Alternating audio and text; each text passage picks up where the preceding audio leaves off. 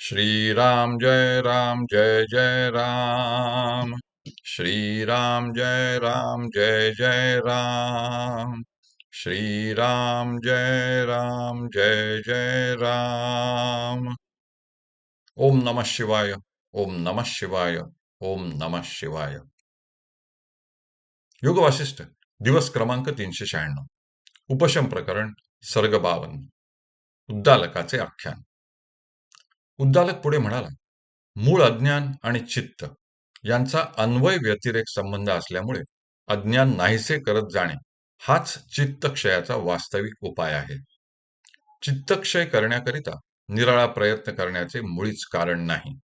कारण आकाशात वर्षाकालीन मेघ जितके वाढू लागतात, तितके ज्याप्रमाणे पृथ्वीवर धुके वाढू लागते, त्याप्रमाणे जसजसे अज्ञान वृद्धिंगत होते, तसतसे चित्त पुष्ट होत जाते. मेघ नाहीसे झाल्यावर ज्याप्रमाणे धुकेही नाहीसे होते, त्याप्रमाणे जसजसा अज्ञानाचा क्षय होत जातो, तसतसे चित्तही क्षीण होत जाते. सारांश म्हणजे आत्मविचारणेच्या योगाने जसजसे चित्त शुद्ध होत जाते, तसतसा चित्तातील वासनांचा क्षय होत जाऊन ते क्रमाक्रमाने सूक्ष्म वा क्षीण होत जाते. अविवेकी मनुष्याचे चित्त वासनांच्या योगाने पुष्ट झालेले असल्यामुळे त्याला उपदेश करण्यापासून काहीच फायदा होत नाही. तसेच विवेकी पुरुषाचे चित्त क्षीण होऊ लागले असल्यामुळे त्याला उपदेश करणेही व्यर्थच आहे. यास्तव हे चित्ता, तू आता क्षीण होऊ लागल्यामुळे तुझ्या मिथ्या स्वरूपाचा मी आता त्यागच करतो म्हणजे झाले. कारण ज्याचा सर्वथा त्याग करणे उचित आहे, त्याला विनाकारण उपदेश करीत बसण्यासारखा मूर्खपणा दुसरा कोणताच नाही, असे ज्ञाते पुरुष म्हणतात.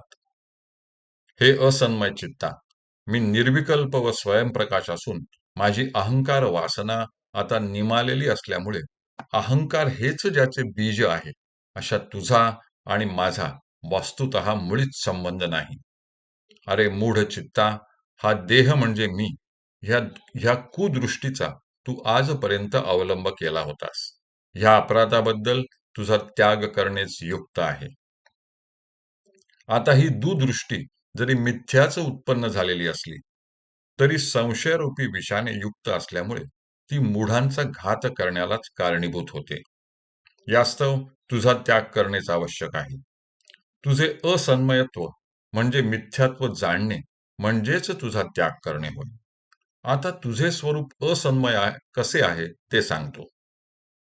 आत्मतत्व हे अनंत असल्यामुळे आणि मनाचे स्वरूप अत्यंत संकुचित असल्यामुळे एखाद्या बेलफलामध्ये ज्याप्रमाणे हत्ती राहणे संभवत नाही, त्याप्रमाणे या देहामध्ये परिच्छिन्न मनस्थिती आणि अपरिच्छिन्न आत्मभाव अशा दोघांनी वास करणे अजिबात संभवत नाही.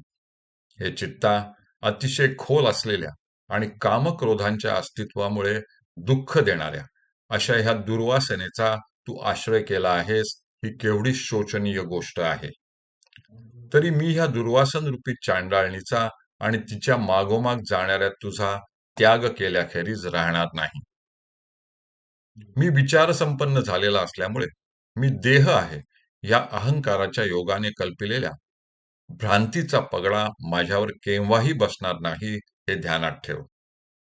आता पायाच्या अंगठ्यापासून तो मस्तकापर्यंतच्या सर्व शरीराच्या सूक्ष्मातील सूक्ष्म भागात देखील अहम म्हणून कोणी आहे की काय असे पाहू लागले, तर तो मुळीच सापडत नाही.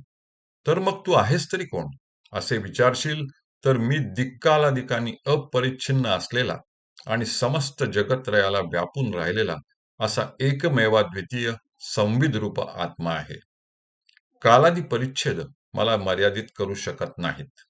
तसेच एकता, अन्यता, महता, अणुता इत्यादी कल्पना माझ्या आत्मस्वरूपामध्ये वस्तुतः संभवत नाहीत.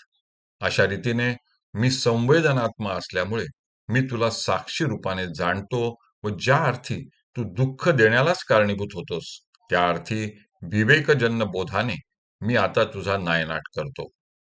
देहाकडे पाहिले तर त्यात मांस, रक्त, अस्थि, प्राणवायू यांच्याखेरीज दुसरे काहीच दिसत नाही. मग हा अहंकार आहे तरी कोठे? स्पंद ही प्राणाची शक्ती आहे, ज्ञान ही महाचैतन्याची शक्ती आहे आणि जरामरण हे तर शरीराचे धर्म आहेत. मग हा अहम आहे तरी कोण? हरि ओम तत्सत. हरि ओम तत्सत. हरि ओम तत्सत.